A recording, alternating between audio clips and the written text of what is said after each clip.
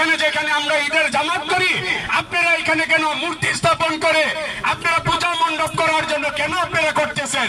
আমাদের সেক্টরে যারা আছে হিন্দু ভাই 20 থেকে 30 জন, তারা তো কখনো দেখি না আমাদের সাথে সেরকম কোনো খারাপ আচরণ কিংবা খারাপ কোনো কথা, খারাপ কোনো ব্যবহার আমাদের সাথে আমরা দেখি না। আমরাও তাদের সাথে কখনো কোনো খারাপ আচরণ, খারাপ ব্যবহার তারা করি নাই, তারা বলতেও পারবে না। এইটা বাহিরের একটা ইন্ধন।